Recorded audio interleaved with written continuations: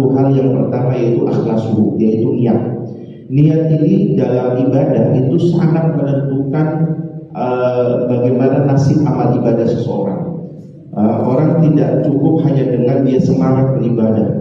Yang penting saya sholat, yang penting saya pergi ke masjid. Bukan itu yang paling dibutuhkan dalam tuntunan ibadah.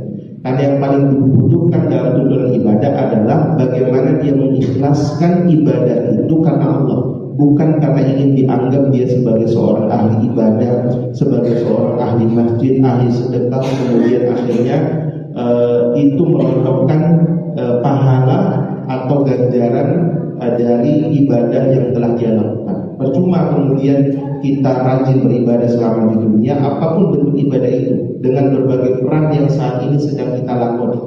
Tetapi kalau misalnya niatnya karena ingin dipuji, ya, ingin dilihat, ya, ingin didengar sum'ah, ingin dikatakan wow misalnya, ujub dan lain sebagainya, maka penyakit-penyakit inilah yang kemudian akhirnya akan meruntuhkan ibadah kita.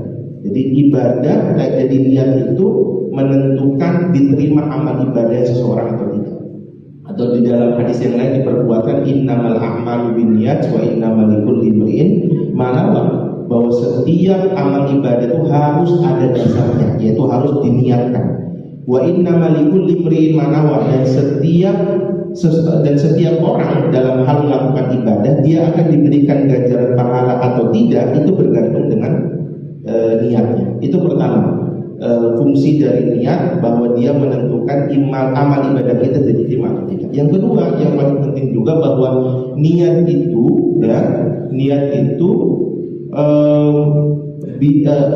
kadang melebihi dari amal. Dalam satu kaidah ulama itu, an-niyatu ablagu minal amal. Niat itu kadang melebihi dari amal seseorang. Maksudnya apa?